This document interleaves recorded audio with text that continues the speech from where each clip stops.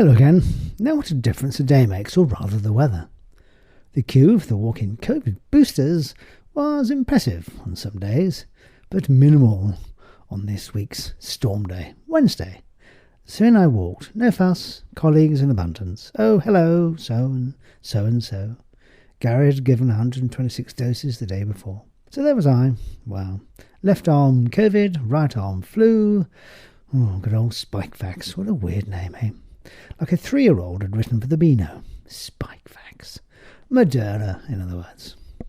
By the expected side effects within 24 hours, wherein your body's immune system begins, has all those spike protein pieces restart the immunity machinery once again. So that's 4 vaccinations now.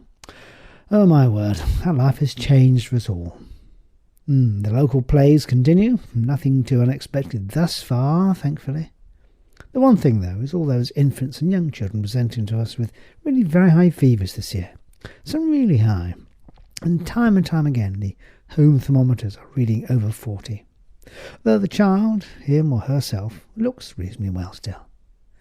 Given the numerous family interactions so commonly found nowadays, in other words, single parents, distant older carers or grandparents, it can be hard for young and plainly inexperienced mums and dads to deal with suddenly unwell young children, and in particular, of course, babies.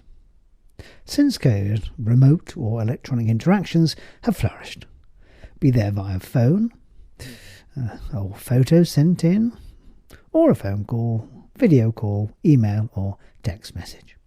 There are now simply a lot of different ways to communicate to and fro the doctor's surgery, and indeed meds. This week we've had some news about free phone services, potentially for the call to the GP surgery.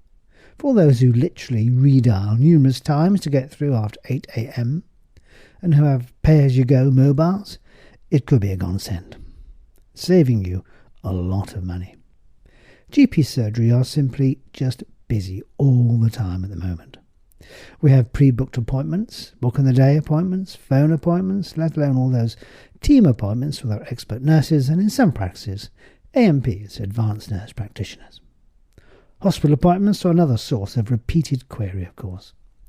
The uncorking of over 2 years of referral workload now being seen for what it is. In many areas, it's quite daunting.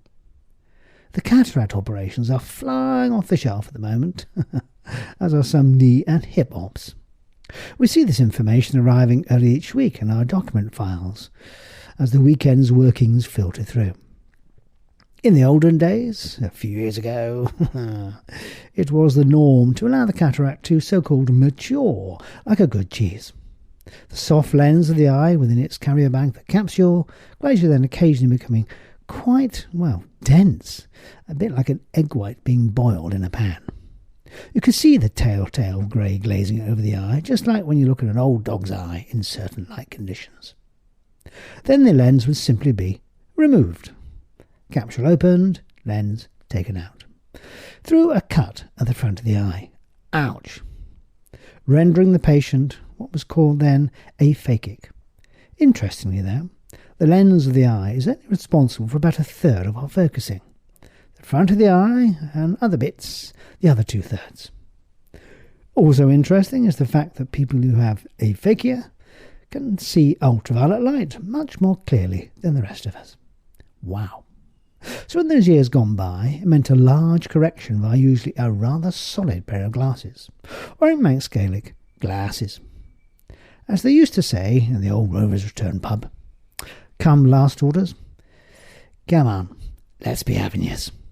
Get off your asses, give us your glasses. Charming. The retort being similarly flowery. All good stuff. Nowadays we have patients who have been to the opticians, been advised that they have a cataract, an early one, and sometimes, OMG, I've got a cataract, do something. Calm down. The NHS threshold for cataract surgery starts at about 6/12. The other factors can really throw this simple number into the shade, as other factors confound, such as glare, driving in the dark, etc. Lens replacement surgery remains one of the most remarkable surgical procedures to date, sometimes rendering your previous glasses usage redundant, and allowing you to see things with such clarity as you might have done many, many years ago, perhaps as a child. And all through that tiny incision in the eye under local anaesthetic, some drops, wherein the old lens is sucked out and a new version popped in, unfolded once in place, and voila. Yes, it's a month of 2 sets of drops 4 times a day, 1 antibiotic, 1 steroid, to allow the front of the eye to heal without any scarring, and that's that. Wow. I can recall the occasional issue with stitches irritating the front of the eye after cataract surgery. Yes, no longer necessary to stitch anything. So, on that positive note, and boy, we need some positive notes. Till next week.